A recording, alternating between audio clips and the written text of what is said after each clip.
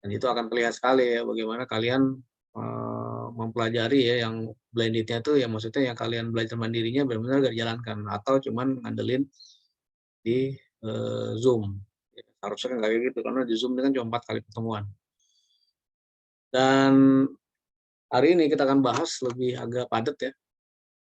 Jadi pertama yang terkait dengan langkah penelitian kualitatif ya. Jadi penelitian kualitatif itu intinya tidak ada pola yang baku ya sebenarnya tentang format, desain, penelitian, dan kualitatif. Jadi memang justru itulah yang menarik dari penelitian kualitatif ya, karena memang tidak ada yang baku. Ya, jadi itu bagaimana, kenapa nggak ada baku?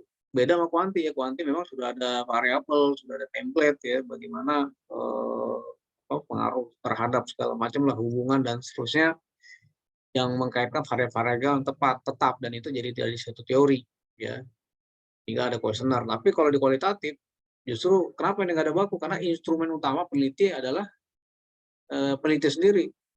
Kita yang menjadi instrumen. Berarti apa tuh instrumen maksudnya? Kita, akal pikiran kita, perasaan kita itu benar-benar yang mengontrol ya, mendata atau merekam ya suatu fenomena sosial yang kita teliti. Ya, jadi kalau di kuanti mungkin ada kuesioner yang dibantu ya, itu turunan dari teori-teori yang dibuat, dibikin indikator dimensi, jadilah kuesioner yang disebarkan kepada responden. Nah, kalau kualitatif pendekatannya nggak pakai itu, kita justru merekam langsung dengan panca indera kita si peneliti bagaimana situasi kondisi lapangan. Jadi memang kalau penelitian kualitatif itu lebih cenderung kepada etnografi, maksudnya langsung nyemplung ke masyarakat, ya, nyemplung ke lokasi untuk mendata langsung. Ya, jadi di sini karena peneliti sendiri sehingga modelnya masing-masing orang punya gaya sendiri, punya model desain sesuai dengan seleranya ini tuh. Ini penting ya harus kalian ketahui ya. Yang kedua, proses penelitian kualitatif bersifat siklus ya, sehingga sulit untuk dirumuskan formatnya yang baku. Siklus itu maksudnya apa ya? Bergulir, ya bergulir hari ini kita datang. Bahkan ada yang meneliti itu sampai seharian ya di dalam lokasi misalnya. Bahkan bukan seharian, bisa seharian, bisa 2 hari, bisa seminggu, bahkan ada yang bertahun-tahun, bahkan ada yang belasan tahun ya kayak peneliti-peneliti Belanda tuh De Leiden waktu zaman penjajahan tuh sampai belasan tahun di Indonesia meneliti suatu suku adat misalnya. Dia hidup bersama-sama masyarakat itu, memperhatikan, terus juga jadi bagian dari ya atau disebutnya partisipan observer. Sehingga dia bisa ngelihat suatu realitas yang lebih murni ya tanpa rekayasa. Ya, kalau di kuanti kan kadang-kadang pada saat itu kan benar-benar pertanyaan tertutup ya, tertutup berarti kan memanipulasi sosial. Ya, orang disuruh milih dengan indikator-indikator yang kita siapkan. Tapi kalau kualitatif enggak. Kita harus mendata, merekam suatu situasi sosial yang memang apa adanya di sana. Jadi kita juga kadang-kadang harus menyamar misalnya, atau mungkin kita melakukan suatu pendekatan yang lebih natural, sehingga mereka nggak merubah suatu kondisi karena merasa akan sedang diamati. Gitu. Nah, yang ketiga, umumnya peneliti kualitatif berangkat dari kasus, ya, fenomena tadi ya, fenomena, sehingga sulit untuk dirumuskan format yang baku. Jadi kasus itu beda-beda, bahkan khas ya. Jadi satu tempat dengan tempat lain kadang-kadang karena kebiasaan yang atau budaya yang berbeda, akhirnya nggak bisa diseragam. Kayak nilai, misalnya kan nilai di orang suku pedalaman sama orang kota kan beda, orang desa sama kota beda, nilai-nilai itu kan nilai-nilai kebersamaan, guyup kalau di desa mungkin orang masih pada ngumpul, ngeriung gitu kan, karena juga pagar-pagar nggak begitu tinggi, jalan juga nggak lebar gitu kan, sehingga ada tempat-tempat juga nongkrong, gotong royong. Sementara nilai-nilai yang di kota orang sudah punya pagar tinggi, ya kan, ketemu juga kagak, bahkan tetangga aja bisa bertahun-tahun nggak kenal, nggak pernah ketemu. Jadi nilai-nilai kebersamaan berbeda, ya, jadi nggak bisa disamain itu. Nah itu tuh ya, jadi penilaian kualitatif seperti itu karakternya, ini penting nih kamu harus ingat-ingat. Nah, sekarang langsung kepada suatu praktek ya. Jadi yang namanya penilaian kualitatif itu ada tahapan, yang pertama tahapan pra lapangan, yang kedua tahapan lapangan, yang ketiga tahapan pasca lapangan. Ya, jadi ini di kualitatif tuh jangan meneliti langsung ujug-ujug, tiba-tiba langsung wawancara ya. Kita ada pendekatan dulu ya, lapangan. Yang kegiatan-kegiatan kayak penyusun rancangan awal ya, mengurus izin penelitian gitu kan, penjajakan lapangan. Nah, penjajakan penelitian penting nih, ya. Benar-benar kita nongkrong ya, ngobrol-ngobrol gitu di lapangan, kayak gitu tuh. Yang keempat, pemilihan dan interaksi dengan subjek. Nah, tadi ya, ya kita subjek informan, jadi benar-benar interaksi, ngobrol gitu kan, ngopi bareng, cerita-cerita, tapi ya harus direkam bagusnya. Ya kalau kamu punya ikatan tinggi mah bagus, tapi minimal direkam ya, jadi apapun yang kita interaksi itu jangan sampai nggak direkam, rekam pakai suara, video, ya foto-foto, ya ini kan karena observasi nih. Ya yang pokoknya dihapkin tuh ya foto segala macam. Yang kedua, pada saat sudah apa namanya sudah siap ya apa namanya mungkin kita udah bikin latar belakang, tujuannya sudah semakin jelas karena habis penelitian, akhirnya persiapan observasi. Observasi, wawancara, FGD itu nanti itu adalah langkah-langkahnya ya, cara kita ngambil datanya tuh. Ya, pengambilan observasi, wawancara atau FGD ya, ini adalah data primer. Jadi setiap data yang kita ambil langsung oleh kita itu namanya data primer. Nah, ada juga data sekunder kalau kita meminta dokumen-dokumen yang memang dari lembaga atau komunitas yang sudah dibuat ya, atau mungkin dari orang lain bukan kita. Itu namanya data sekunder. Jadi harus dibedain tuh data primer dan sekunder. Nah, selanjutnya nanti di tahap 2 juga ada pemeriksaan keabsahan data ya. Kita juga salah satu contohnya keabsahan data itu kalau kita wawancara satu orang, kita harus mengkonfirmasi orang yang berbeda ya di lokasi. Ya jangan kita satu orang yang subjektif banget. Tapi harus kita wawancara berapa orang, minimal 3. Ada atasan, bawahan, atau mungkin internal yang terkait dengan itu. Kalau misalnya di perusahaan ada internal, ada atasan bawahan, kita wawancara, jangan cuma atasan doang. Yang kalau atasan nanti dia yang benar-benar aja, yang baik aja. Bagaimana kalau kita tanya pertanyaan sama, di bawahannya benar nggak, kita konfirmasi. Nah itu namanya formal validasi. Begitu pula kalau misalnya kita cuma wawancara internal, tentang eksternal itu juga nggak valid. Ya, eksternal misalnya apa? Ada customer, pelanggan, ya, terus juga kompetitor, apapun yang dia eksternal investasi juga kita harus cari data untuk diwawancarai. Sehingga apa yang kita ambil itu kan datanya wawancara ya. Datanya wawancara terus ditranskrip ya kan. Sehingga akhirnya terdapatlah data yang dapat dipercaya.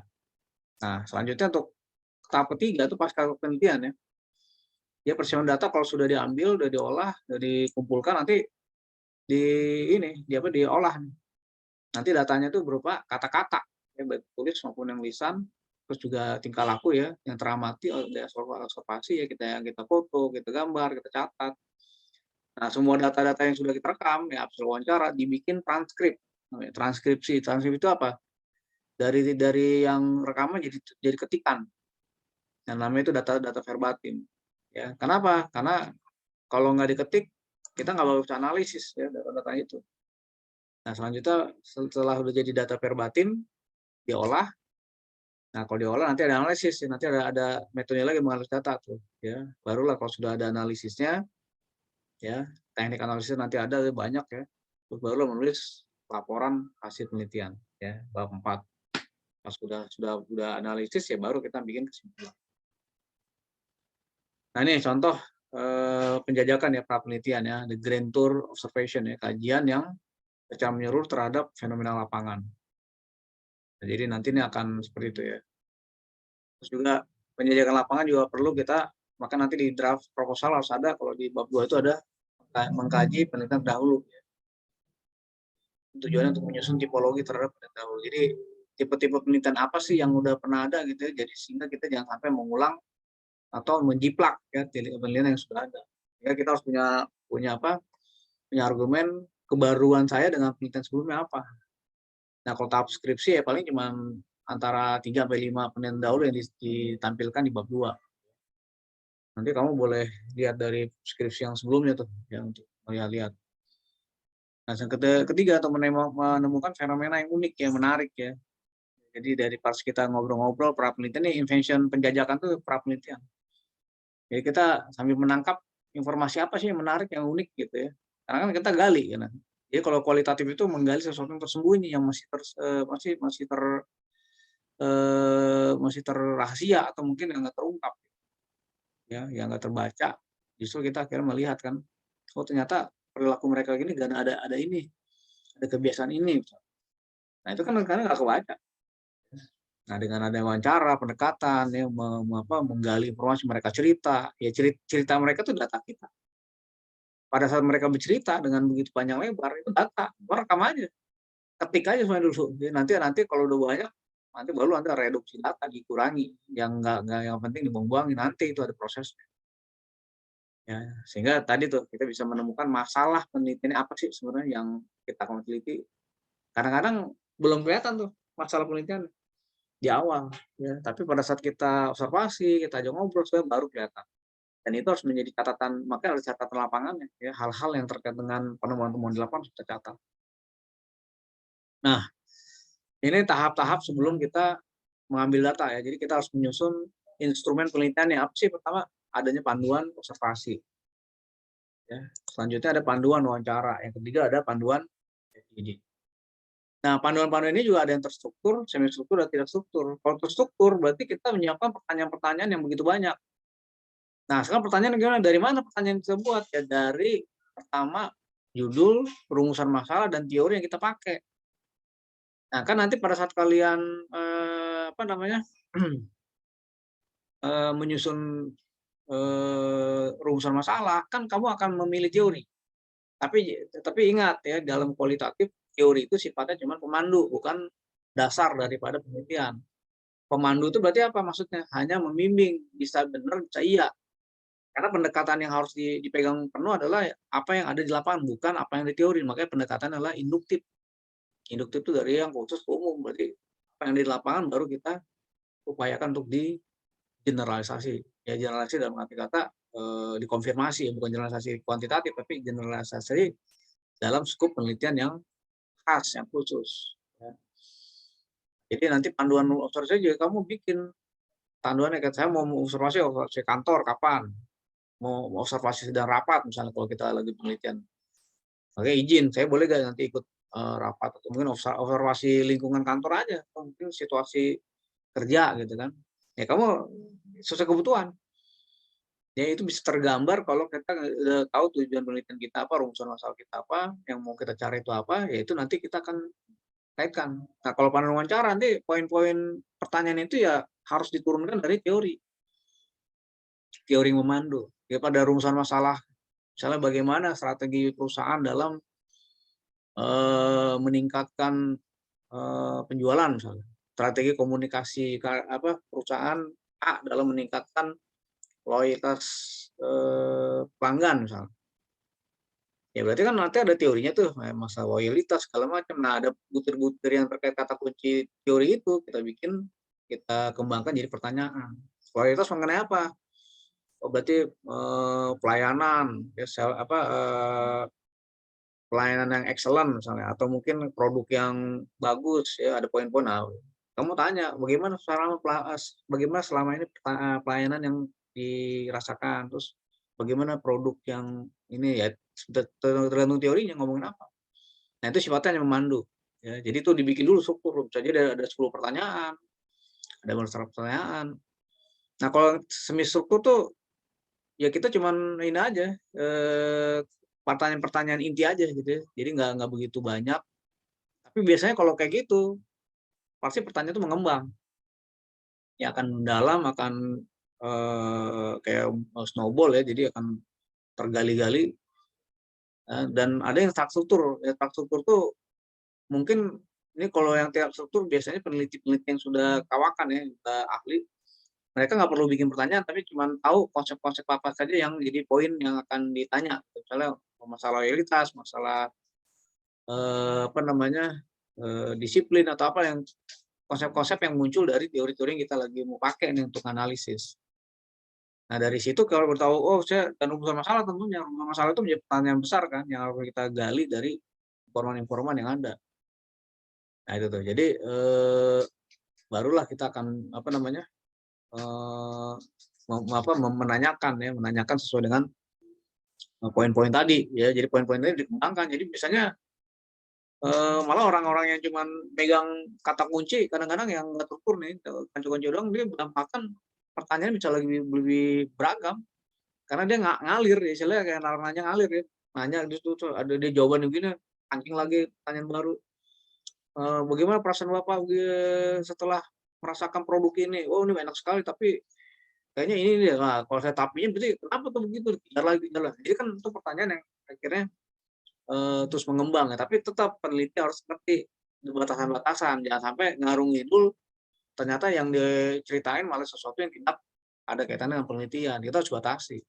Kita harus bisa ngarahkan mereka harus menjawab apa, misalnya kalau udah terlalu panjang terus ngarang ngidulnya kebanyakan ya, gosip-gosip, ya kita langsung arahkan lagi pada inti pertanyaan. Nah, gitu tuh. Jadi memang perlu disiapkan. Nah, selanjutnya pada saat turun lapangan, ya berarti memang sudah ada teknik tuh, ya. Dari berdasarkan panduan-panduan yang dibuat, berarti ada teknik observasi, teknik wawancara, teknik FGD, dan seterusnya. Nah, ini contoh-contohnya ya di lapangan nih. Pada saat di lapangan ya, pertama melakukan observasi terlibat ya, atau partisipan observer. Yaitu mengamati tentang pelaku, waktu, tempat, suasana, proses, tujuan, makna, dan kejadian. Jadi kita harus tahu di sana suasana apa, tempatnya, waktu-waktunya, ya jam-jam yang kita lagi amati juga penting. Ya kalau pengamatannya sore udah pada pulang, misalnya di perusahaan udah pulang ya cuma. Berarti kan harus dari pagi mungkin atau jam-jam kerja gitu kan yang kita mau lihat kejadian ya, sehingga kita coba gali maknanya. Terus nanti kita melakukan apa? Dari panduan yang udah kita buat, kita melakukan wawancara mendalam, in-depth interview, yaitu untuk memahami makna atau suatu di balik tindakan individu. Nah, makanya disebut punya wawancara mendalam. Jadi apa? Menggali informasi. Nah, gitu. Nah, ketika wawancara dilakukan dengan cara tidak struktur atau tanpa interview guide. Jadi kadang-kadang juga pada saat kita sudah bikin pertanyaan, panduan yang sudah lengkap, kadang-kadang juga pertanyaan tuh ngalir. Belum tentu kita sesuai dengan nomor satu, nomor dua urutan, enggak. Jadi kita ngacak atau mungkin nanti malah bisa bisa karena yang mengembang kan bisa jadi itu lebih dalam kayak gitu. Ya, jadi memang nggak perlu harus kaku ya dalam wawancara itu jangan nomor satu, apakah bapak bla bla, nomor dua, ya itu kaku banget. Karena kalau kayak gitu nanti sana jadi kayak mendikte. Yang penting kita kebet aja, oh ini udah tanya kita centeng, oh ini udah dijawab. Tapi ingat direkam, karena memori kita nggak terbatas. Jadi semua apa yang diwawancarai harus rekam, ya. Hati-hati rekamannya mati. Ya karena ada kejadian dulu mahasiswa yang dua 1 jam wawancara ternyata HP-nya tuh tidak on itunya rekamannya, mampus itu kayak gitu. Nah itu kan bahaya. Ya kalau memori kamu ingat mah langsung kamu catat apa saja. Karena kan nggak mungkin orang, "Wah Pak, saya rekaman apa, ininya mati nih, saya wawancara ulang ya." Nggak mungkin itu ngomong gitu. Udah mulut berbusa-busa ternyata kagak kerekam, ya datanya hilang, namanya data hilang. Nah itu yang harus diwanti-wanti. Malah pernah kejadian saya karena saking khawatirnya saya sampai punya double rekaman, ya rekaman HP itu sampai 2 saya pasang, karena memang pada saat itu saya wawancara orang yang sangat penting. Dan satu video malah, video teman saya ikut ya, waktu itu saya tesis gitu. Benar-benar membackup saya tuh untuk, apa namanya, jangan sampai nanti nggak kerekam. Fotonya ya kan pas saya wawancara jadi foto, itu data tuh. Karena, bukti kalau di kualitatif kamu benar-benar sudah wawancara mana, ada rekaman, ada foto, nggak bisa direkayasa. Ya, dan ini pernah kejadian di UMT tuh, pernah ada yang merekayasa wawancara, ya. Dia wawancara ngomong sama manajer ternyata sama tukang fotokopi. Ketahuan, ya dari wawancaranya kok orang kayak gini kok tempatnya juga nggak meyakinkan, pas kita kejar-kejar ya benar dia cuman boro-boro wawancara, cuman ngomong foto terus, wawancaranya bohongan.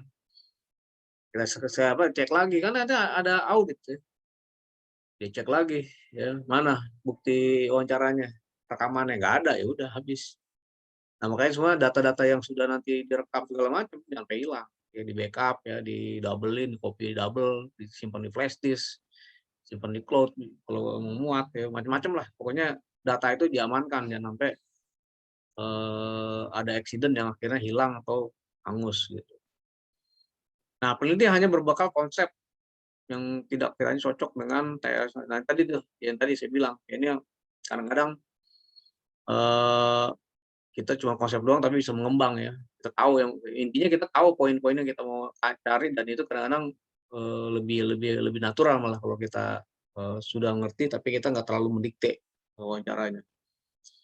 Nah, terus data dokumenter ya, data dokumenter juga dikumpulkan misalnya kayak, lagi meneliti perusahaan, apa sih dokumen, contoh kayak ADRT, atau mungkin SOP, apa saja lah yang terkait dengan apa yang kita mau teliti, data yang mendukung ya, profil, apapun dari perusahaan. Misalnya kalau kita juga di apa, kalau di komunitas kadang-kadang mungkin ada nggak dia dokumen-dokumen foto-foto mereka, atau mungkin apa, Instagramnya suatu komunitas punk misalnya kan, yang mereka selalu mengupdate, itu juga ada data sekunder, ya. Atau mungkin dari media-media online juga, atau bisa juga tuh. Jadi kalau memang ada berita yang terkait dengan fenomena yang kita teliti, itu bisa dikumpulkan untuk menjadi data sekunder. Kalau data primer kan data yang kita ambil langsung. Nah, selanjutnya kalau setelah itu melakukan teknik pengolahan data.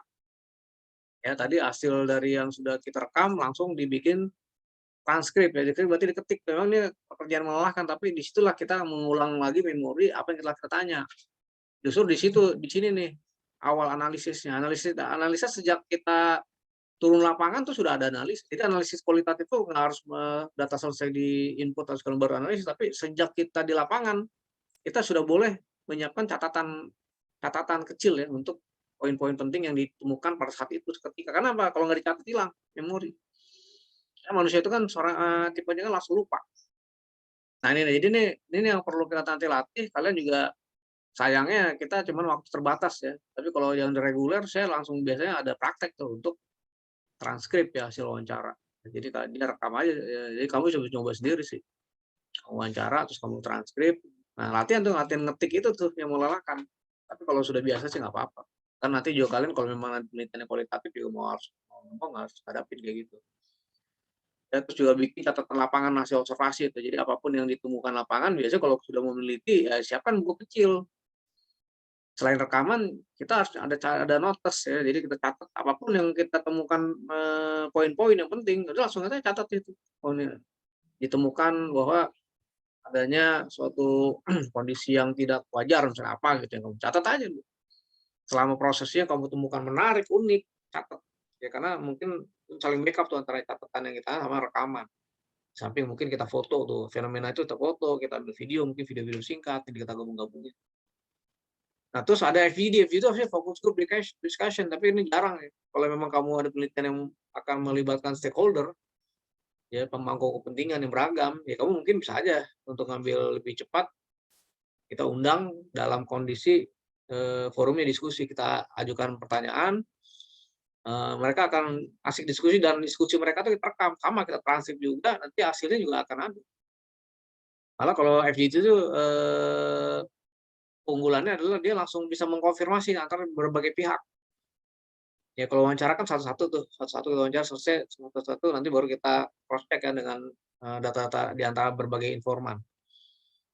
Ya, nanti kalau di FGD kadang-kadang ya langsung saat itu juga ya, kalau dia berdebat ataupun dia nggak sepakat, kita harus langsung tahu ya, atau mungkin sepakat untuk sepakat, kita tahu di forum diskusi itu. Ini salah satu teknik mengambil data ya, tapi ada yang lakukan, ada. Tapi saya ada yang kemarin, ada sih yang melakukan ini masih, tapi memang belum banyak ya yang melakukan FGD ya.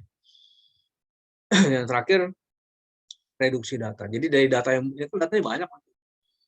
Jadi hasil rekaman-rekaman itu sudah transkrip aja dulu semuanya. Tapi nanti setelah mau analisis mulai kita kurangin. Ya, misalnya ada obrolan yang ngarung ngidul, itu kita buang-buang aja dulu. Nggak perlu dimasukin lagi ya.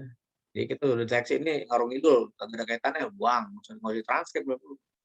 Tapi ada juga sih yang transkrip dulu yang penting deh semuanya. Nanti baru buang-buang ada juga. Tapi ada juga yang sudah memfilter pada saat dia lagi transkrip, oh ini ngobrolnya lagi ngarung ngidul nih, nggak ada kaitan ya. Mungkin dilewatin, skip, terus lihat yang pentingnya lagi kayak gitu. Tapi kalau memang kualitas murni sih kadang-kadang menyarankan ketik aja lu semuanya selama 1 jam, itu durasi 14 lembar biasanya itu, ya udah ketik aja. Nanti baru kita lihat tuh. Jadi nanti proses reduksinya kelihatan, oh ini apa dicoret ya. Nanti dari pembimbing juga ngelihat, wah kamu sudah mereduksi nih, jadi kelihatan. Gitu. Ya, kalau yang mepet-mepet baru biasanya kayak gitu. Tapi kalau orang yang rajin sih biasanya di transkrip aja dulu semua kata-kata, mau batuknya kayak dahemnya juga dicatat aja dulu. Ya batuknya itu ada hehe gitu kan, biarin aja. Jadi itu natural, tapi nanti habis itu baru direduksi, di-cleaning sampai yang benar-benar penting. Jadi ya tahapan-tahapannya itu, mengolah data itu. Nah, selanjutnya, ini ada catatan lapangan tadi ya, yang saya bilang tadi perlu ada catatan lapangan yang memang kita bawa-bawa ya. Ini teknik yang digunakan adalah bagaimana mencatat ya siapapun yang menjadi hal-hal yang temuan di lapangan. Penting ya, teman penting, maksudnya nggak semua apa yang dicatat, tapi ternyata ada penting-penting, ada poin-poinnya itu. Jadi, kita jual waktu pengumpulan datanya, ada catatan, terus tempat kegiatan, ya, atau wawancara ya, itu yang dicatat tuh, misalnya di lokasi mana gitu kan, ini lagi di warung, ya di ruang tamu, atau di mana gitu kan, catat ya.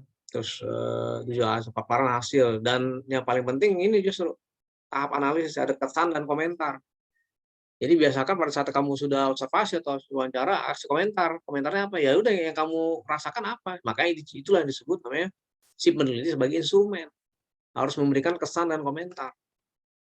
Gitu. Jadi tadi tuh, ya setiap pengamatan dicatat ya hasilnya dalam lembar catatan lapangan field note.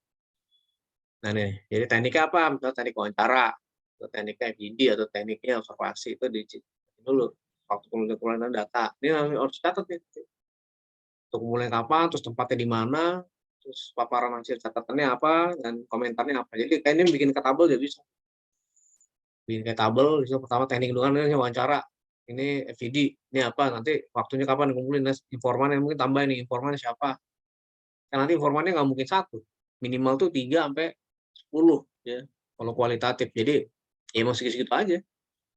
Ya jadi siapa yang mau diwawancari, kamu pilih informan yang kira-kira ada key informan atau informan pendukung. Nah, yang informan berarti informan yang kira penting banget, yang orang tahu banget itu ya kamu tentuin, ya, yang nentuin kita. Walaupun nanti ketemunya mungkin yang bukan informan dulu ya, tapi kan nanti kita bisa tahu yang sebenarnya yang punya kunci informasi yang paling banyak siapa sih, gitu. Nah itu ya.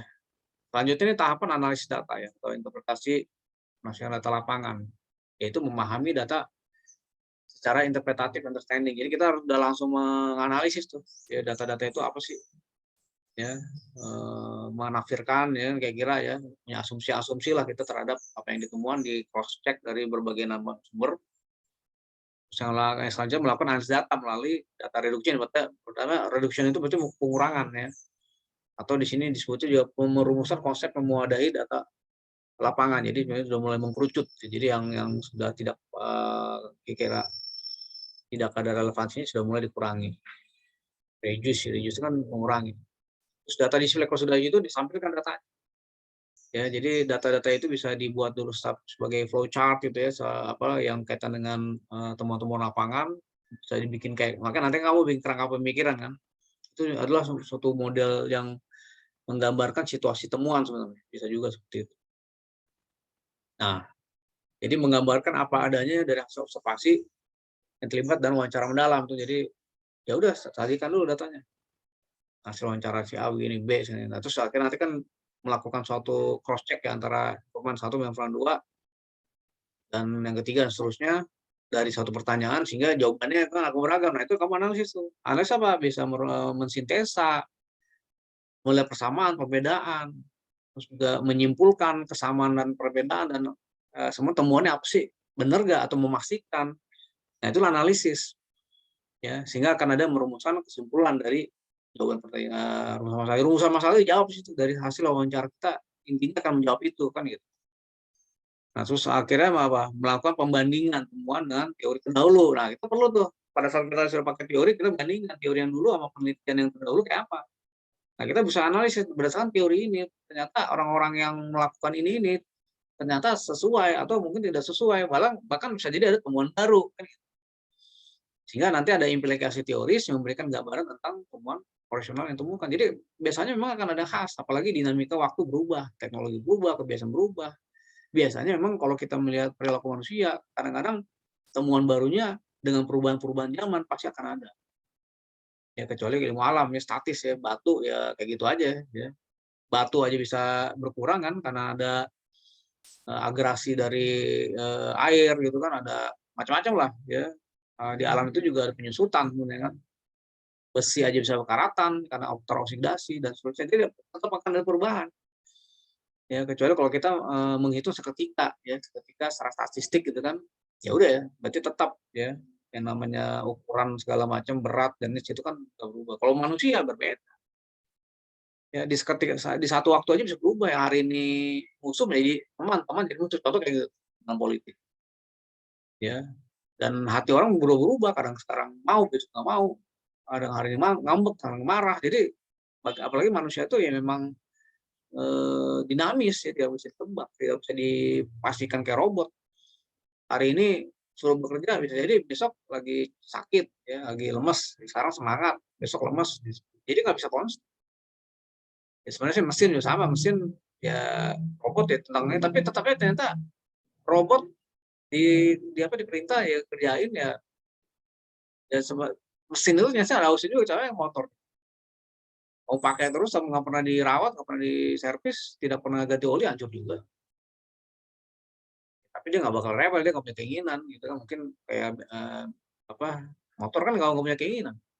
Oh, gue mau pertama kan enakan pertama atau Pertalite atau mau bensin yang lainnya, nggak ada kan, saya dia tenggak aja kan gitu. Ya kalau manusia bisa bisa berbeda. Wah, ini nggak enak nih kan gitu. Nah itulah yang ibaratnya manusia punya keunikan yang luar biasa. Ya, sehingga nanti kalau dalam wawancara juga bisa kita merata. Justru keunikan itu yang kita gali. Ya. Nah, ini mungkin salah satu teknik-teknik lain ya. Pada saat masa pandemi kemarin kan kita nggak boleh interaksi segala macam, jaga jarak, dan sekarang kan udah mulai enak nih. Tapi kalau pada saat itu kita bisa aja wawancara via Zoom ya, Google Meet, ya, video call Zoom. Jadi juga bisa kan, jadi malah bisa ngumpulin via Zoom, pernah terjadi. Observasi online ya, penelitian-penelitian yang mungkin berkaitan dengan perilaku manusia di media sosial gitu. Jadi dulu waktu pas pandemi awal-awal banyak yang skripsi-skripsi akhirnya berubah ke penelitian digital. Karena memang keterbatasan, kita nggak boleh bergerak kemana-mana kan. Tuh, survei juga Google Form, justru analisis media sosial, dan seterusnya. Tapi ini, ya kalau kamu mau meneliti media sosial silakan aja, kan banyak judul-judul tuh kamu. Jadi sekarang emang intinya kalau kamu pengen nyari judul nanti tugas individu, kan tugas individu yang paling tinggi ya, itu adalah bagaimana kamu mereview aja berbagai macam penelitian yang ada, terus kamu kaitkan dengan minat kamu, ya kamu nanti mungkin mencari inspirasi dari yang udah ada, tapi nggak boleh kopas. Satu hal lagi, nggak boleh kopas, mencuri ya, plagiarisme ya, mencontek ya, itu udah kalau ketahuan langsung nggak lulus, ya, skripsi langsung dibatalkan. Makanya kamu harus nyari yang original ya, dalam arti kata penelitian terdahulu ada mungkin masalah strategi PR, tapi strategi PR di mana perusahaannya berbeda mungkin, atau mungkin apanya ya, itu juga bisa melihat dari hal yang lebih baru ya. Dan kalau kita ke lokasi penelitian juga tanya, ini udah pernah diteliti sama orang sebelumnya, jangan sampai oh udah nih tahun lalu ada yang neliti skripsi, ya jangan kayak gitu, kecuali kalau kamu ngambil tema yang berbeda dari perusahaan itu. Apalagi kalau tema yang sama, nanti kan kalau yang sudah di repository kan ada semua di internet, ketahuan kita ngambil judul yang sama dari yang sudah pernah diteliti, itu nggak boleh. Makanya kamu juga mereview dari penelitian terdahulu itu penting ya, mengecek dari Google Scholar itu penting. Jangan cuma kita yakin bahwa penelitian kita nih ya udah pasti yang paling terbaru aja gitu istilahnya. Oke, nah selanjutnya nanti akan ada validasi data. Ya, ada keterpercayaan ya, trustworthiness ya, kepercayaan. Ini ada 4 ya. Jadi gimana nanti keterpercayaan nanti apakah bisa dikonfirmasi sama orang lain ya, keteralian transferability itu maksudnya bisa nggak diterapin di tempat lain. Selamat datang. Yang ini, yang situasinya kondisinya mungkin mirip ciri khas. Dan ingat ini penelitian ini bukan untuk mengeneralisasi, tapi memang penelitian yang apa namanya, yang khas ya dari suatu tempat. Jadi bukan kayak kuanti yang mengeneralisasi. Tapi kalau kita temukan suatu karakter yang agak mirip, kira-kira ini bisa nggak diterapkan di tempat itu kan gitu. Itu namanya keteralihan. Nah, ketergantungan, kebergantungan itu adalah bagaimana ini dependen ya, datanya ini benar-benar bisa dikonfirmasi dengan pihak-pihak yang lainnya, dan memang ini bukan subjektifnya, emang ini subjektif tapi bukan subjektif yang absolut, maksudnya bisa dikonfirmasi. Nah, ada kepastian untuk mengkonfirmasi dengan pihak-pihak lain ya, di waktu di waktu yang lain, di waktu yang di pihak yang lain terkait. Jadi intinya gini, nanti kamu ingin milih informan juga yang terkait dengan lokasi penelitian. Nah, itu berarti bisa 3, minimal 3, nggak boleh 2, nggak boleh 1 informan tuh. Nanti di antara itu ada informan kunci yang paling tahu informasi dan ada informan pendukung. Nah, ketergantungan atau konfirmasi nanti tuh meng-cross-check dari orang yang berbeda. Kalau kamu wawancara atasan, jangan cuma atasan, nanti di atasan ya wawancara bawahan. Kalau kita wawancara internal, harus ada wawancara eksternal. Ya, atau mungkin antar divisi yang terkait juga kita cek semua. Ya. Kita tanya karyawannya, kita tanya supervisornya, manajer. Kira-kira informasi ini bisa dari apa? Sampai untuk konfirmasi sampai yang paling petugas yang paling lapangan juga tetap kita cek, benar nggak? Apa yang dibilang strategi si bos itu ternyata yang di lapangan kayak gitu, kan harus dikonfirmasi.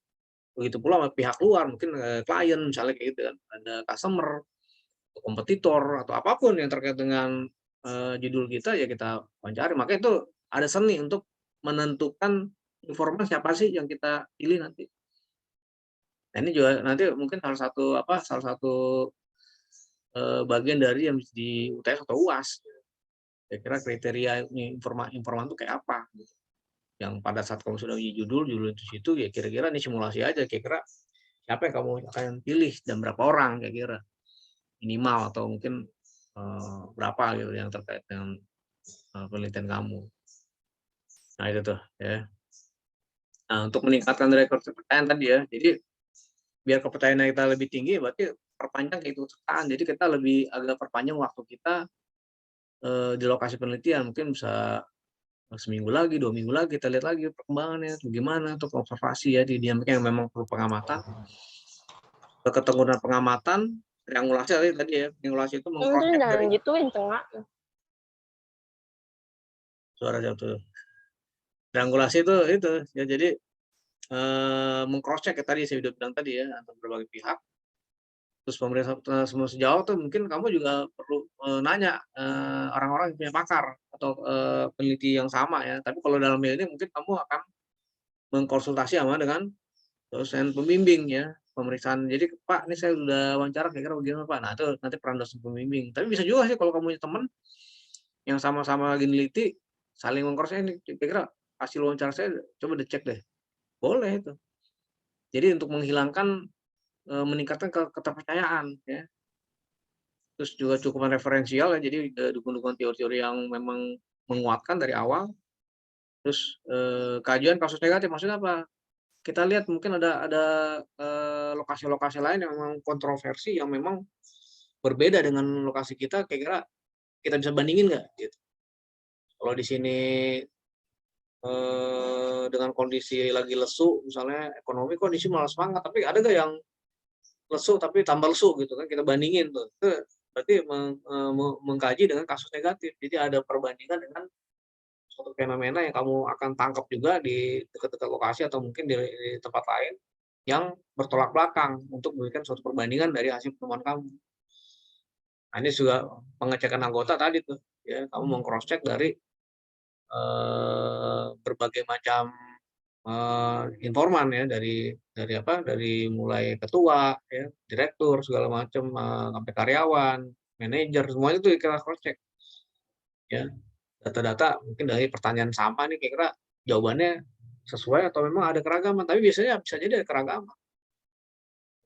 Kan karena interpretasi orang terhadap suatu perintah mungkin itu berbeda. Kadang-kadang mereka punya pemahaman yang beragam juga istilahnya. Nah, jadi kita justru pada kita menemukan temuan yang unik, itu yang justru menariknya kualitatif ya, karena kita menggali informasi yang tidak kelihatan ya, dalam suatu perusahaan.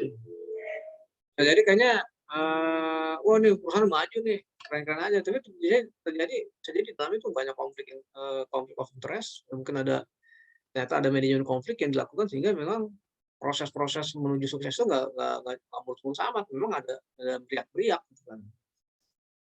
Kan kayak ini sekarang nih kebongkar tuh kan yang investasi bodong itu kan, yang investasi di Binomo segala macam kan, wah dia nampilkan crazy rich kayak segala macam lah, orang muda yang kaya segala macam, tapi memang ya kalau orang yang punya bekas memang agak aneh, tiba-tiba kok orang kayaknya melintir gitu kan, crazy rich gitu, udah muncul-muncul anak muda gitu kan, ternyata emang dari hal-hal yang tidak wajar, yang istilahnya mencuri lah atau penipuan, kan kebongkar kan. ya. Dan jaringan-jaringan ketahuan juga karena memang berjejaring kan misalnya gitu. Apakah sampai kepada puncaknya kita nggak tahu, ini baru berapa lapis, tapi siapa sebenarnya aktor yang paling inti kan gitu, sehingga dia menggali duit yang begitu banyak banget gitu istilahnya. Ya kayak di Arab-Arab itu kan si YouTuber itu sampai dikasih hadiah 1 miliar seketika doang kan, berarti kan duitnya udah ini, ya bagaimana dia bisa menghasilkan uang dari teknologi. Nah itu kan salah satu digali tuh informasi itu dari polisi menginvestigasi, itu teknik wawancara kualitatif tuh. Akhirnya bagaimana ya observasi, terus akhirnya ketemu jaringannya siapa saja, itu kan hasil dari penggalian wawancara, investigasi. Nah kita dalam berkualitatif juga begitu, ya, jadi menggali sesuatu yang memang nggak kelihatan. Kan tadinya katanya keren aja, tapi pada saat di observasi dan diteliti lebih dalam ternyata di sini ada kebobrokan, ada satu kemaksiatan gitu istilahnya kan, kemungkaran lah dari perbuatan-perbuatan yang tidak sewajarnya. Nah, ini ya, terus trianalisasi sumber juga melihat gejala dari berbagai sudut dan melakukan pengujian temuan dengan berbagai sumber informasi dan teknik. Nah, ini bisa jadi sumber ya, jadi mengcross-check sumber itu dari sumber itu bisa sumber wawancara. Apa nih? Bocor. Ayunda.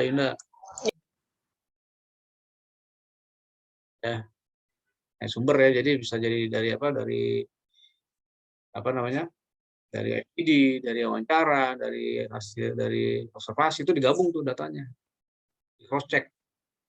Ya, terus metode juga sama ya, mungkin dengan cara apa namanya bisa dengan cara-cara yang berbeda ya, mengambil teknik-teknik dengan cara yang lembut, cara yang agak kayak investigasi kan gitu. Kadang ada sedikit menekan, ada sedikit mengulur segala macam. Jadi memang ada cara-cara yang memang perlu kita lakukan dengan beragam. Waktu juga sama ya. Dan memang wawancara kualitatif itu nggak mungkin sekali waktu.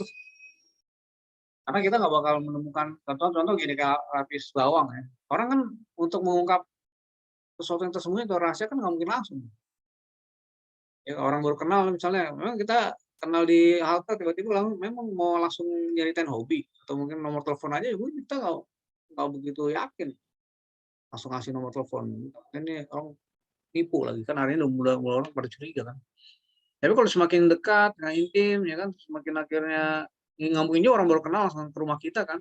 Jadi memang untuk menggali informasi itu perlu pendekatan. Waktu itu perlu kan, berapa kali kita ketemu ya kan. Dan informan tadi kan informan dikit kan, kalau di kuanti kan sama aja sih. Ini kalau kuanti kan kamu ambil sampel tuh bisa 100 orang kamu sebagai kuesioner sesuai dengan populasi, bisa 300 orang berkuesioner ambil datanya. Kalau kualitatif memang nggak sebanyak itu. Ya minimal 3 sampai 10 lah. Tapi orang-orang yang memang mengerti informasi sangat dalam, yang banyak ya, pengalaman. Ya kalau saya bilang kemarin mungkin kalau misalnya orang ini seorang manajer memang penting untuk informasi, tapi kalau manajer baru 2 hari atau seminggu, ya kan jadi nggak penting.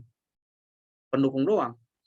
Siapa berarti di perusahaan ini manajer baru nih, berarti siapa key informan siapa? Tanya bendaharanya udah 15 tahun ya, berarti si bendahara jadi informasi key informan. Kenapa? Alasannya karena dia yang paling lama.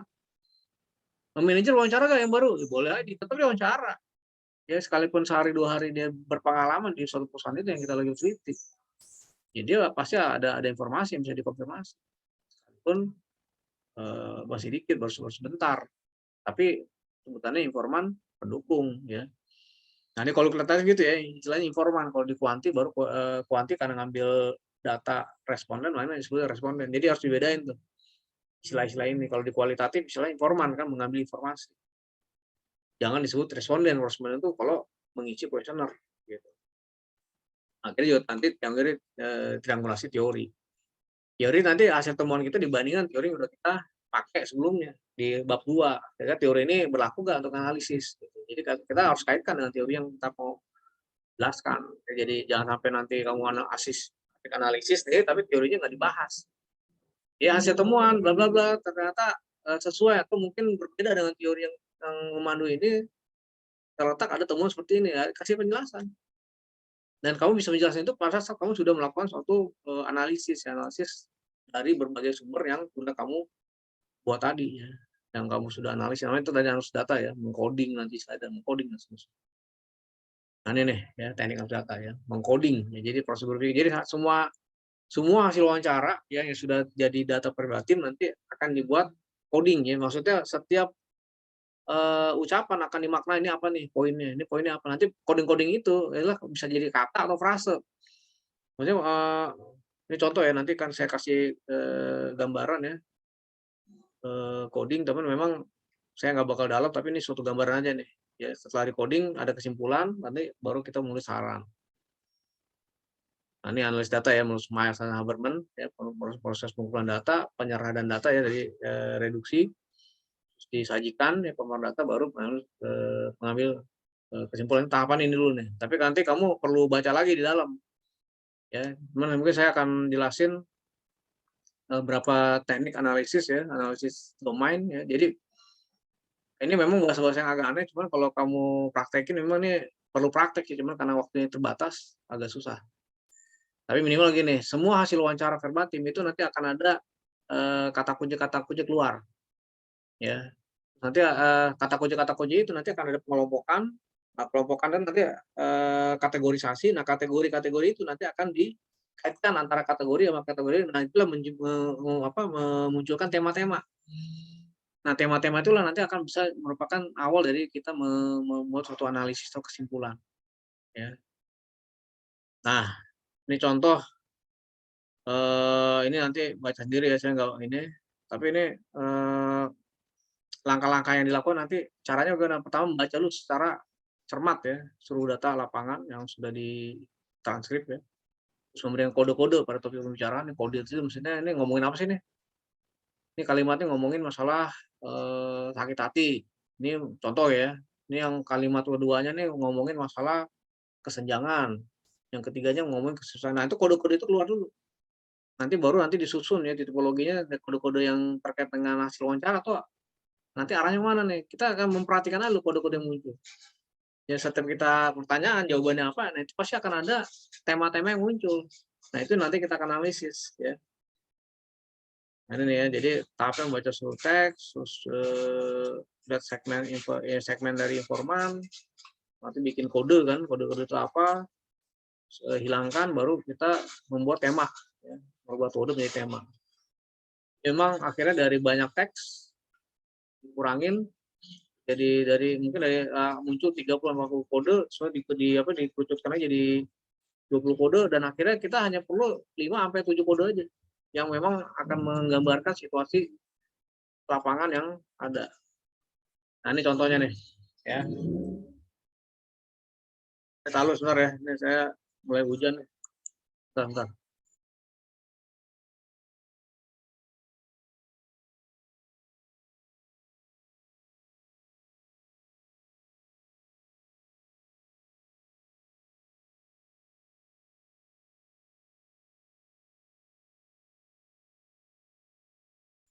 Nah, ini contoh ya. Contoh dari partisipan ya, kan ini hasil wawancara nih. Menurut pengalaman saya, kebijakan bla bla bla bla gini kan. Nah, berarti kita coding nih. Ini coding di sini, ini temanya. Ya, harus diingat seorang pemimpin selalu harus membuat keputusan, tapi keputusan itu saya maksud adalah bla bla, ini kan hasil wawancara nih. Yang kita transkrip nanti data verbatim. Nah, berarti kita coding ini apa nih? Oh, ini keputusan yang sulit. Intinya ngomong sulit, terus di sini di ujung ada apa namanya? Ada kode-kode juga ya. Apa? Emang empatnya nggak ada. Nah, di sini si pemimpin dituntut untuk membuat keputusan yang satu pihak, tidak merugikan lembaga, tapi pihak lain harus melihat dampak keputusan tadi. Dan dia coba menempatkan diri, kan memang nggak ada kata empati, tapi bahasanya ini kita simpulkan nih empati. Nah, itu namanya coding. Nah, berarti di kalimat yang paragraf pertama ini ada 2 coding, itu pertama keputusan sulit, yang kedua adalah masalah empati. Perlu ada empati. Ya. Jangan cuma kita ego doang, tapi kita juga harus memikirkan orang lain, nah gitu. Nah, di paragraf kedua juga sama. Ya, di transkrip seorang pemimpin bla bla bla memahami tentang kurikulum. Ya. Berarti ini kalimat ini apa codingnya? Oh, ini mengenai pengetahuan tentang kurikulum. Nah, ini namanya coding. Nah, terus ada lagi nggak? Baca lagi, memang dibaca-baca nih. Ya kalau nggak ada verbalnya kita bingung nanti. Nah di sini berarti bahwa seorang pemimpin harus memiliki pengetahuan cukup bla bla bla gitu ya. Dan ini intinya apa? Harus punya pendidikan cukup, mana coding. Nah dari semua yang sudah kita coding, kita kan tema nih, ternyata temanya sih ini masalah keputusan, ini masa pengetahuan. Nah ini contoh nih, contoh coding begitu. Nah hasil wawancara nanti kita harus gini dulu. Nanti hasil tema-tema itu nanti kita lihatin nih antara keputusan pengetahuan apa sih. Kita lihat poin-poin penting inti coding itu nanti kita bisa bikin suatu analisis. Nah, yang penting nanti kamu bisa bikin ini aja dulu nanti, tapi pada saat kamu benar-benar ke lapangan minimalnya kamu sudah punya pengetahuan seperti ini, gitu. Nah, ini proses coding ya. Jadi coding itu dari coding-coding, bikin kode-kode yang tadi muncul tadi tuh, bikin kategori, ya ada tema-tema, akhirnya jadilah teori. Ya teori itulah hasil kita analisis kita, gitu. Nah, ini contoh dari NVivo ya. Contoh NVivo nih saya coba kita lihat ya. Ini ada software ya untuk menganalisis yang tapi gambaran aja nih kayak gini nih. Ini mengcoding nih. Ya, jadi dibikin kata-kata kunci apa sih sebenarnya mau ngomongin apa tuh. Setiap perkataan jawaban-jawabannya. Nah, nanti kalau ada kita sudah mau boleh pakai saya penelitian saya pakai NVivo. Nanti kata-katanya di drop and drag ya, drag and drop sini. Nah, ada software tapi emang agak mahal sih. Nggak pakai juga nggak apa-apa, tapi ini minum gambaran bagaimana interview itu dianalisis. Nanti ada kode-kode balancing instruksi dari hasil wawancara. Gitu. Jadi ini nah kata-kata yang sudah kita pilih itu masukin ke kode-kode tadi. Ini contoh aja ya. Kalau kita menganalisisnya dengan software, tapi kalau kita manual kayak tadi, ya. Nah, ini contoh nih, ya. Bagaimana data itu diolah dalam pakai software. Ya, jadi hasil wawancara kita diolah dengan software kayak gini contohnya. Dari beberapa narasumber kan ada Charles, ada Roti, ada Barbara gitu kan. Nanti dikaitkan tuh ke tiga orang tadi, ya dikaitkan, dikonvertir bagaimana datanya seperti itu. Nah itu contoh ya. Ini itu kalau tadi tuh kalau kita mau menganalisis dengan NVivo. Nah akhirnya eksplorasinya menyusun laporan ya setelah sudah kita analisis nanti barulah kita bikin laporannya. Jadi bahasa-bahasa kualitatif itu tidak mesti harus formal ya. Jadi bahasanya mirip kayak novel. Karena kan cerita, ya deskriptif ya. Jadi kayak gitu terus juga personal face ya apa yang dikatakan. Jadi memang kita nanti kita kutip tuh kadang-kadang apa namanya kamu lihat nanti penelitian kualitatif nanti kadang-kadang di analisis ada kutipan-kutipan orang yang memang penting kita pilih untuk memperkuat berdasarkan wawancara B kita kutip itu nanti kita jadikan analisis. Makanya kamu harus caranya ya kamu harus review ya skripsi utuh ya kamu lihat aja hasil wawancara kayak apa gitu kan nanti ada kutip-kutipannya.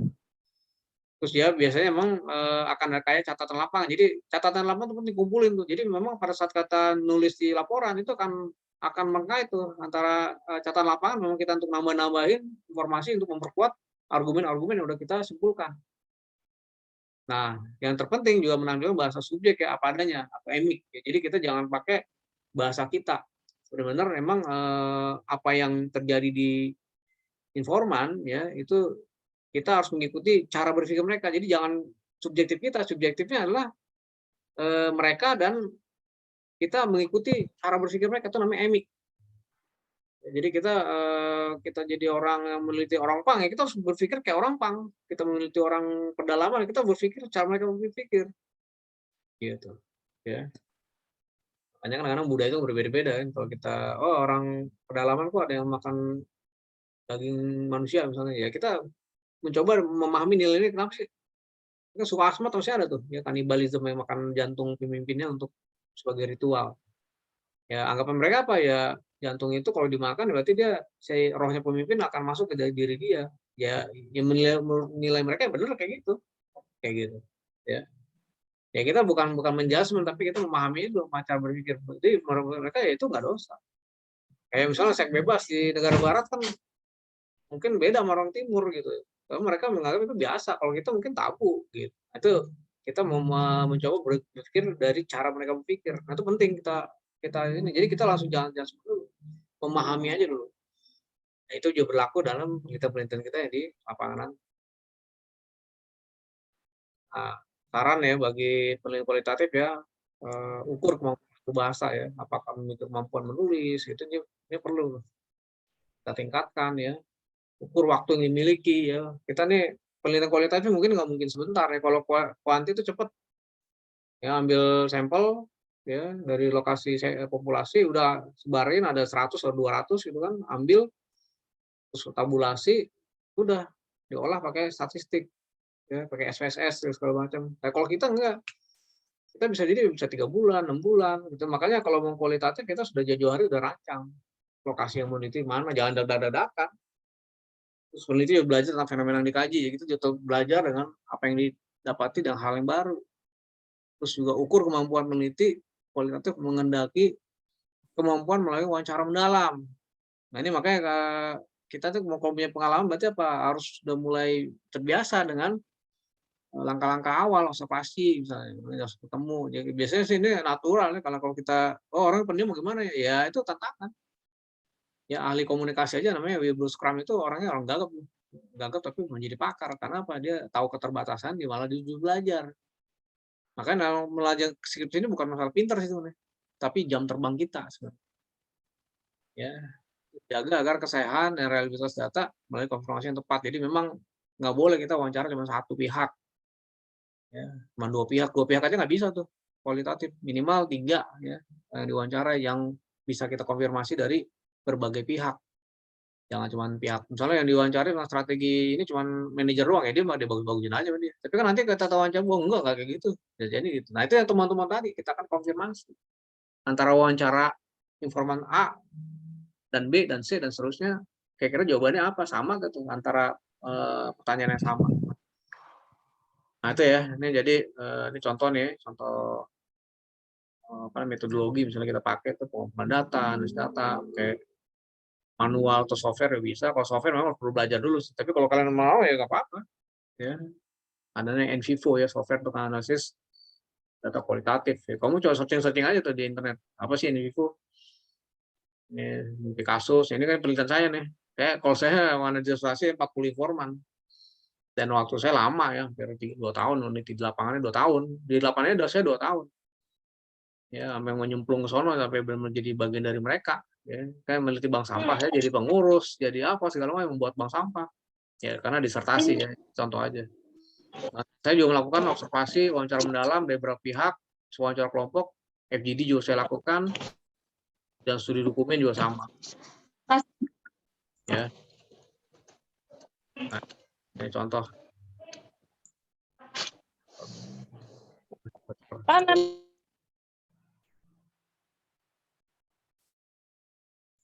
Oke, ini contoh ya.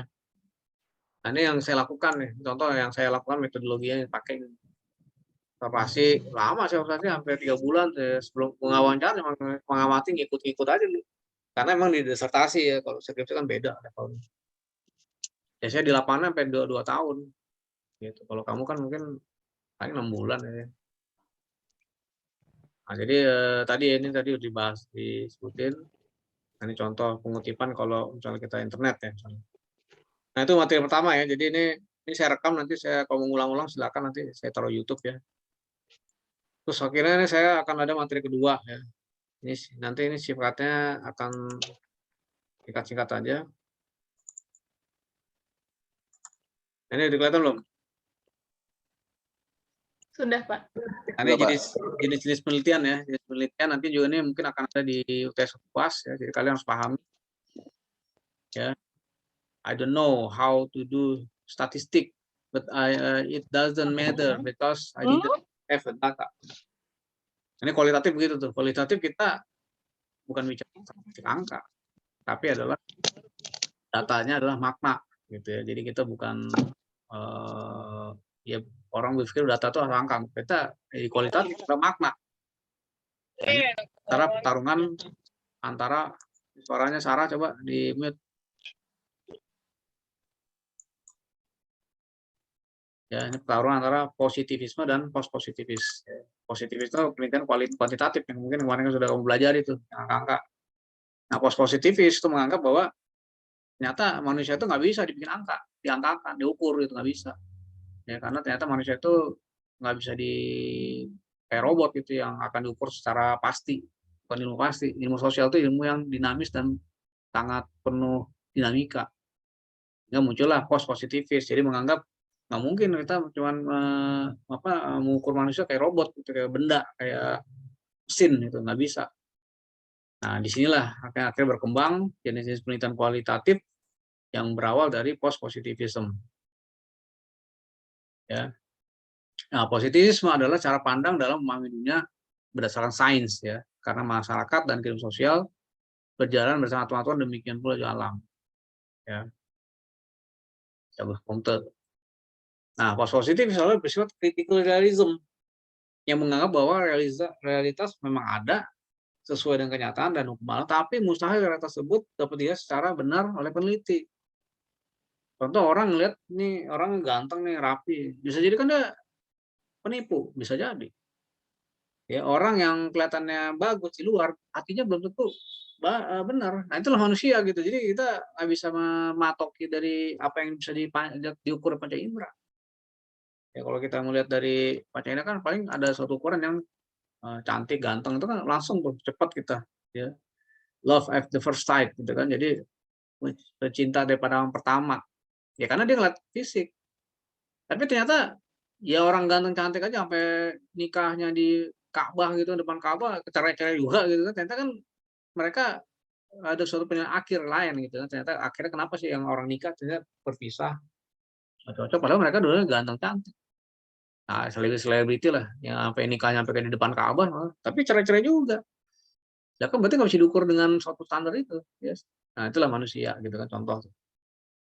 Nah, selanjutnya hubungan peneliti dengan realitas yang diteliti tidak bisa dipisahkan, yang harus interaktif dan subjektif. Ini kata Proper dan Kuhn, Thomas Kuhn. Nah, ini kualitatif.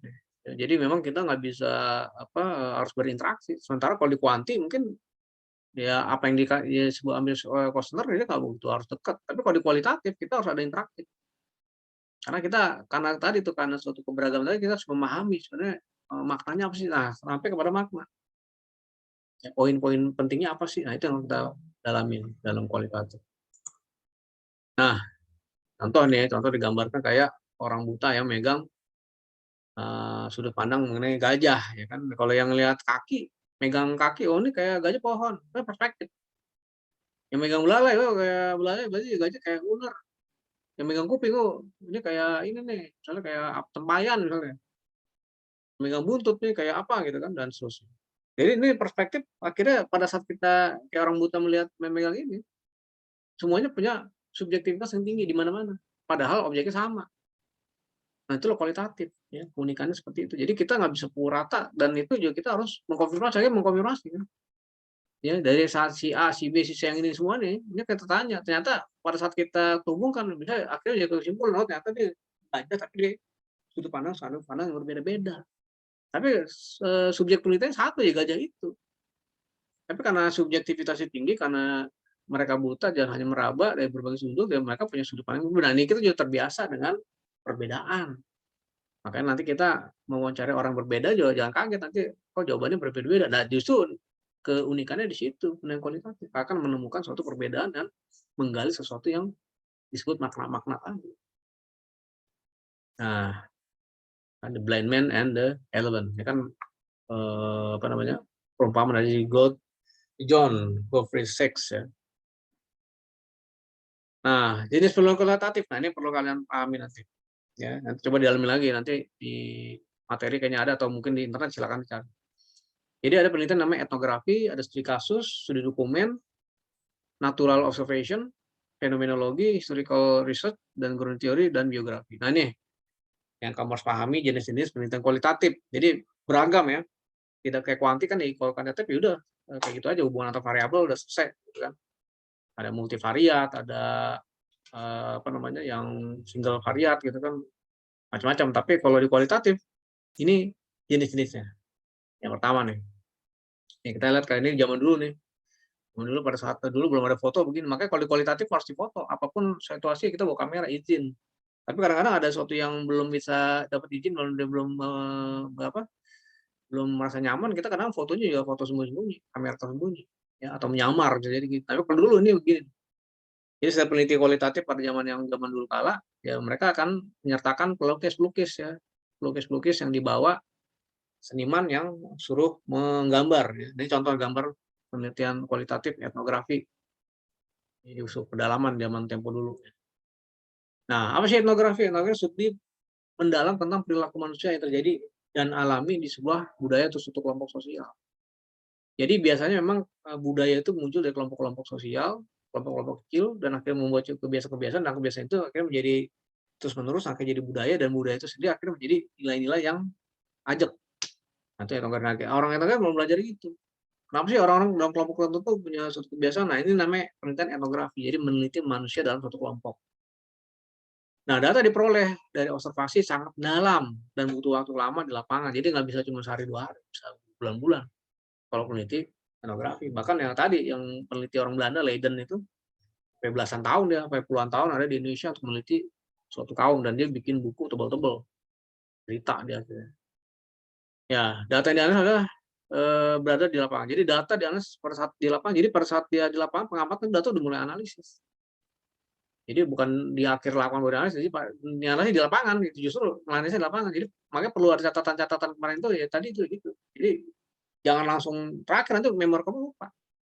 Dia pada suatu penemuan yang catat komentar dan saran, komentar ya, komentar-komentar kamu, dan langsung analisis, itu namanya analisis sudah mulai. Pada saat kamu di lapangan. Jadi bukan di sepulang lapangan analisis, nanti sepulang lapangan dikumpulkan lagi data sudah dianalisis, di tadi itu di coding segala macam. Di coding ya. Tadi kan dari coding ya, jadi semua kalimat itu dibikin kata-kata kuncinya keluar. Nah, ini contoh ya proses etnografi. Jadi di observasi, terus ketemu orang-orang untuk ngomong-ngomong, terus mulai diskusi ya sama tim mungkin, terus bikin apa, suatu blind trust, yang maksudnya kesepakatan. Kita juga nggak mungkin mereka kalau nggak berkenan jauh susah, makanya perlu pendekatan. Ya, ada konversator pendekatan, terus barulah kita mulai bertanya-tanya ya, dengan cara yang alami ya. Sudah itu ditulis ya laporannya, pilih yang untuk dijadikan kesimpulan, baru deh respon ya, what you learn. Jadi ini laporannya seperti apa nanti. Ini mungkin prosesnya begitu. Jadi mulai awal dari observasi awal, ketemu siapa yang akan orang-orang yang temunya, ini informan-informannya nih, calon informan. Nah, jadi kamu juga harus bisa menentukan informan yang kamu akan pilih siapa. Nanti ingat-ingat nanti bisa jadi keluar dari UAS mau UTS. Mulailah kita ngobrol. Ini ngobrol kan conversation. Jadi mulai dari obrolan-obrolan yang orang itu bisa sejam 2 jam ngambil ngopi, berapa, atau mungkin ikutin mereka bertenang, lagi bercocok tanam, mungkin lagi, oh saya lagi berburu dulu ya. Jadi ikutin lagi berburu, gitu sambil ngobrol-ngobrol, gitu. Tapi kita masih memperhatikan kebiasaan-kebiasaan. Barulah timbul kepercayaan, bangun kepercayaan. Nah, ini yang penting. Karena kalau nggak ada kepercayaan, nggak mungkin dia akan dapat gali informasi mendalam, kan makanya informasi mendalam, makna yang mendalam, wawancara mendalam. Jadi kalau trust-nya belum ada, mana mau dia kasih nomor telepon atau kasih tahu hobi kamu segala macam. Apalagi informasi-informasi pribadi. Nah, jadi memang penting bangun trust ya dalam proses etnografi. Etnografi ini adalah penelitian yang paling awal ya, kualitatif. Mulai baru kita sudah trust, baru kita bisa nanya-nanya, wawancara mendalam dan seterusnya. Nah, jadi etnografi adalah pola komunikasi, contoh nih, pola komunikasi etnis bersama ya, studi etnografi komunikasi pada kelompok. Nih contoh tuh, penelitian kayak gini. Ya kalau ada yang mau ngambil silakan aja. Tapi memang waktunya nggak mungkin cepat ya. Yang mau dicari karakter komunikasi budaya sekolah berkarakter. Nah, ini contoh judul nih. Jadi dia pengen tahu pola komunikasi etnis bersama. Ini nih. Ini contoh judul aja. Ini kayak gini-gini lah. Pokoknya intinya dia bakal melajari kelompok. Ini kata kuncinya kan kelompok. Yang kedua, studi kasus ya. Studi kasus itu adalah suatu yang suatu kejadian fenomena yang khas, yang menarik, yang unik ya. Jadi penelitian studi kasus itu bisa jadi ada kasus yang lokal, ada juga kasus yang multi case nanti. Ada single case, ada multi case. Research ya, kasus yang case itu memang cuma satu doang, atau multi case mungkin ada suatu fenomena yang mirip tapi di tempat yang berbeda, kita ambil perbandingannya. Jadi kasus-kasus yang kayak gini misalnya kayak kemacetan ya, ini kan kasus ya, peristiwa ya.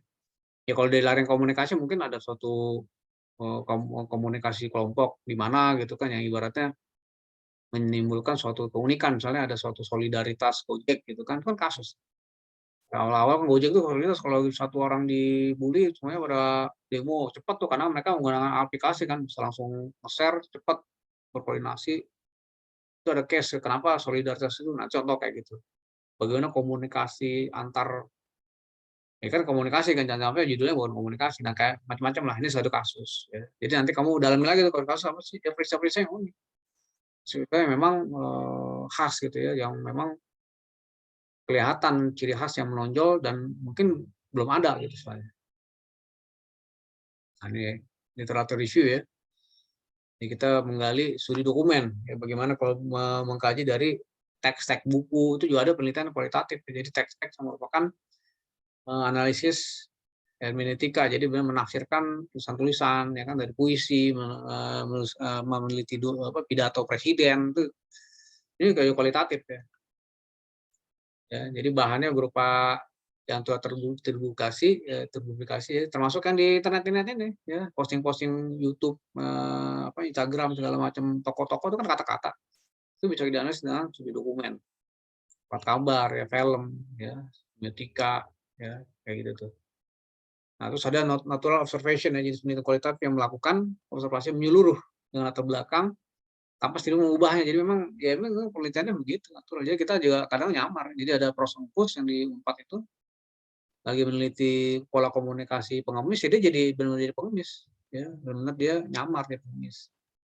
Tujuannya untuk mengamati dan memahami perilaku kelompok pada situasi yang yang alami, yang apa adanya, jangan dibuat-buat. Karena kan gitu kalau kita bilang, oh saya meneliti nih, dia langsung merubah setting kan. Kayak misalnya ada kunjungan ke RW mana gitu dari lurah, kan kadang diberes-beresin, dirapi-rapiin, ya sampah-sampah di ini segala macam. Ya apalagi kunjungan presiden kan ada ininya lah. Jadi nggak mungkin natural lagi tuh, karena memang udah dikasih tahu akan ada kunjungan dan akhirnya siap-siap. Nah kalau natural observation itu benar-benar ya jangan ada suatu kondisi yang berubah-ubah. Jadi datangnya kita juga jangan kayak, wah saya peneliti pakai baju rapi, pakai dasi, pakai, wah orang jadi ketakutan, langsung situasi langsung dirubah-rubah. Karena dipikir kedatangan tamu, ya udah rapi-rapiin kan gitu. Kalau nggak ada tamu kan kadang ya berantakan kamar segala macam, biarin aja. Tapi kalau ada tamu dirapi-rapiin. Nah itu ya akhirnya nggak dapat ya informasi yang alami. Nah terus fenomenologi ya, fenomenologi adalah studi yang mencoba mencari arti ya pengalaman dari kehidupan. Nah, sebenarnya fenomenologi dari kualitatif juga sebenarnya. Peneliti menghimpun data berkenaan konsep, pendapat, penilaian sikap, penilaian, terus memberikan makna terhadap situasi, pengalaman, dan kehidupan. Jadi intinya pengalaman. Dan fenomenologi sebenarnya kualitatif semua. Karena kan kita nanti wawancara. Wawancara kan nanti kita gali informasi-informasi tentang sikap, nilai, pengalaman, dan seterusnya. Jadi fenomenologi. Nanti itu beda tuh kalau studi kasus, terus bisa bedain fenomenologi itu kan berarti pengalaman yang titik berat. Lokasi saya peristiwa yang uniknya kan gitu. Ya. Terus studi fenomenologi tentang contoh ya, tentang pengalaman komunikasi pribadi ya, orang tua dan anak pada norma pelaku. Ini contoh aja nih. Ya, makna iklan televisi. Nah, nih kalau advertising.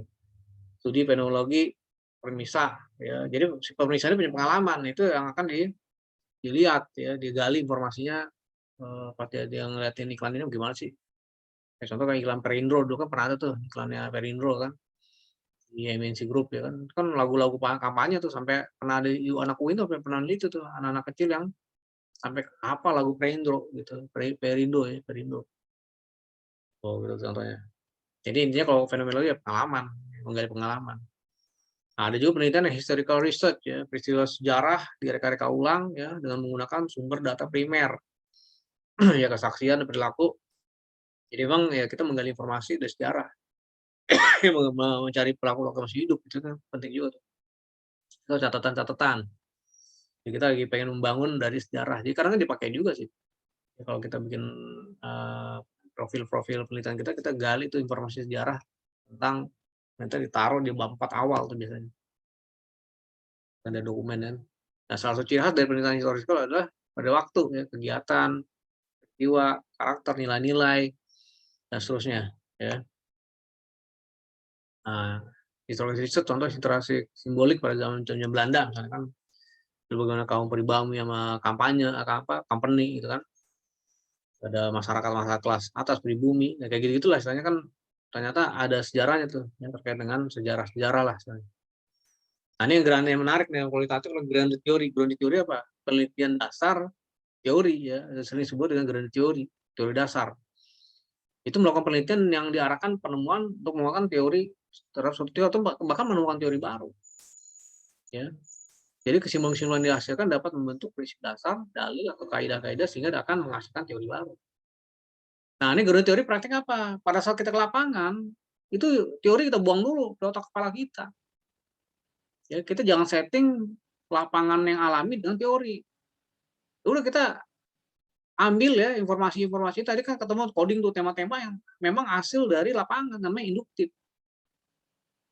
Oh, saya sudah nulis bab 2 teori, ya nggak apa-apa, itu kan cuma memandu. Kenapa kamu bisa dapat teori itu? Biasanya adalah review dari penelitian terdahulu yang relevan dengan penelitian kamu. Untuk apa? Ya untuk mandu aja.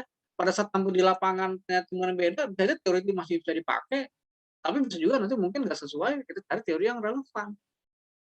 Tapi pendekatan utamanya adalah grounded theory. Justru buang otak kita dari teori yang udah ada. Pada saat kita masuk lapangan, ya kita benar-benar teori dasar yang ada di lapangan itu. Atau namanya teorisasi.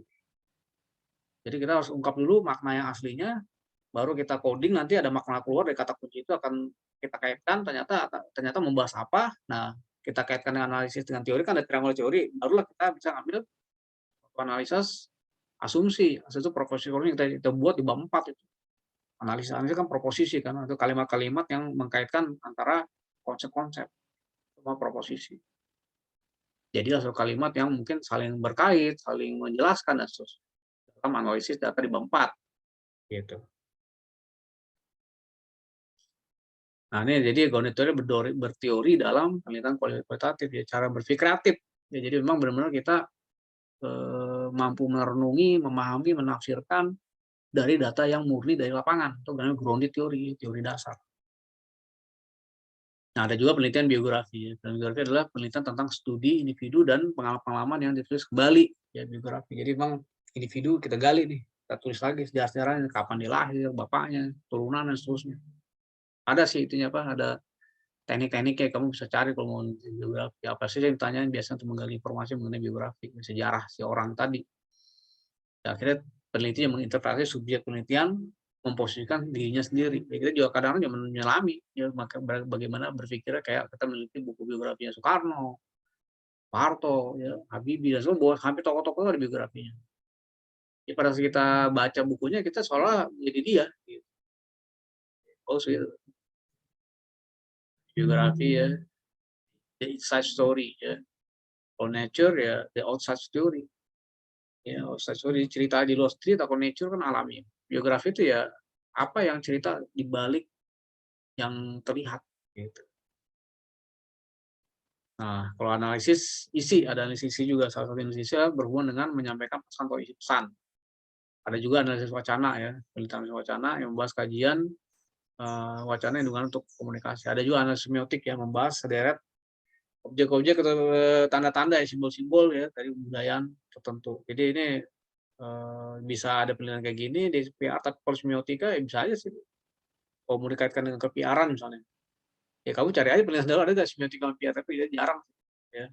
Kecuali kalau kamu mau ngambil terobosan meneliti sesuatu yang nggak pernah ada, ya kamu searching aja di internet. Kira-kira judul yang kamu nanti akan munculkan udah ada nggak di internet? Gitu tuh. Jangan sampai ada judul yang mengulang, nanti kalau ketahuan nanti kan ada mesin plagiarism checkernya. Soalnya kamu nyontek nih, apalagi tulisannya cuma kos-kos ketahuan. Kebanyakan nanti presentasi nyonteknya atau jiplaknya, ya udah kamu bisa gagal dalam skripsi. Batalkan. Terus ada juga analisis framing ya, itu analisis yang digunakan untuk mengetahui realitas yang dikonstruksi, yang di-frame, yang dibingkai oleh media.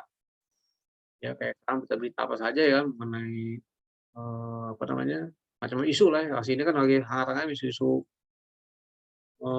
apa aja ya, isu-isu minyak goreng mahal ya. Kan mungkin ada media-media tertentu yang berbeda-beda cara menyajikan ya, isu ini apa 3 periode ya, perpanjang masa jabatan dan macam-macam lah, itu kan bisa jadi nanti media bermacam-macam, ini media Ya, jadi media satu, media lainnya bisa jadi memframe beda-beda, antara Kompas sama Tempo sama apa, segala macam bisa beda. Ada yang mungkin pro pemerintah, ada yang nggak pro. Biasanya membongkar ideologi.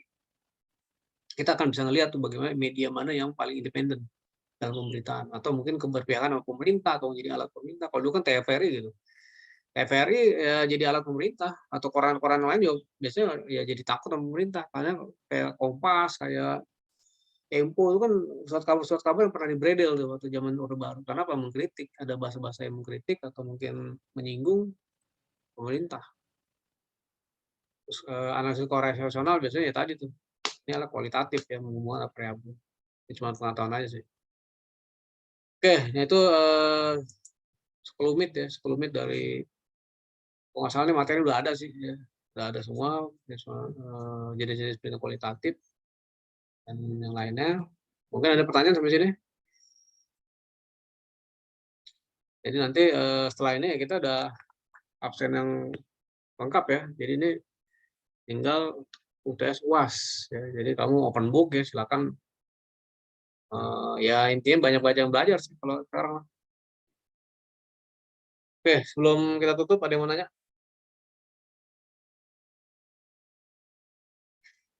Nanti materinya saya akan drop ya di grup buat baca-baca. Ya silakan, ada yang mau komentari atau bertanya?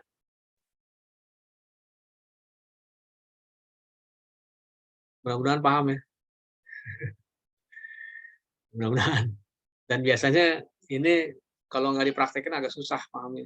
Kayak tadi yang analisis data, yang mengcoding segala macam tuh, transkrip, praktek wawancara, ya tapi mungkin nanti ada masanya pada saat kamu udah skripsi ada ngalamin sendiri. Tapi ini kan apa namanya, latihan apa namanya, pemahamannya dulu ya. Dan ya sebenarnya kalau kamu nanti banyak baca buku, ya mereview penelitian, ya kan nanti di metodologi kan ditulis.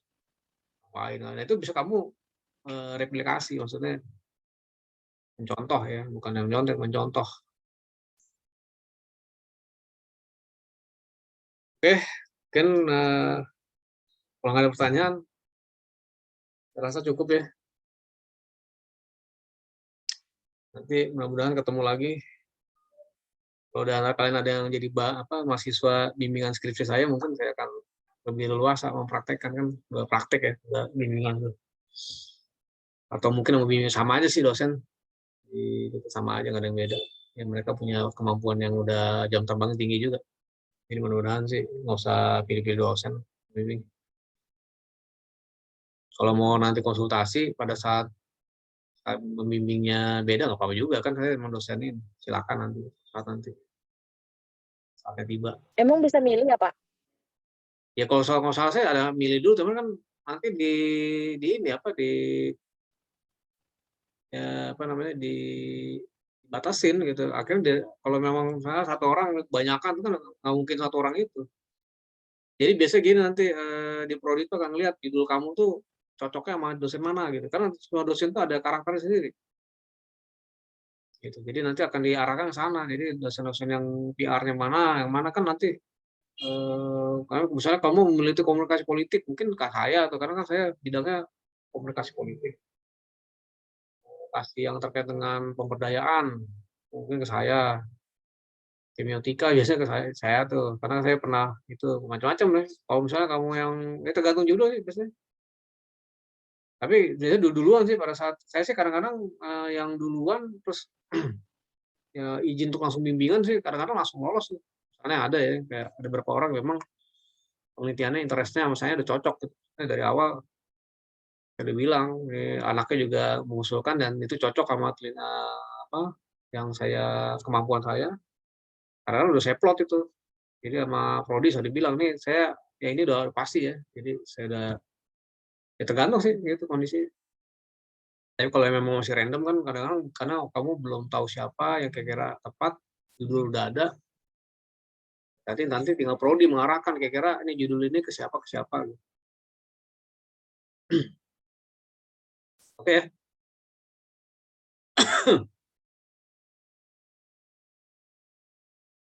Ya mudah-mudahan tadi dipahami ya. Ini salah satu ini nih bahan yang UTS UAS. Ya ini open book nanti ya silakan aja. Yang penting kalau kamu ada satu kemauan dan rajin mah pasti bisa jawab. Oke, kalau nggak ada pertanyaan, saya rasa cukup ya pertemuan kita di semester ini, dan ini juga mungkin pertemuan terakhir ya. Ini jadi langsung 2 pertemuan. Terima kasih. Mungkin kalau ada salah-salah kata, saya mohon maaf. Selamat berpuasa. Mudah-mudahan berkah di bulan Ramadan. Assalamualaikum warahmatullahi wabarakatuh. Waalaikumsalam warahmatullahi wabarakatuh. Terima kasih, Pak. Oke, terima kasih ya. Terima kasih, Pak. Tutup ya.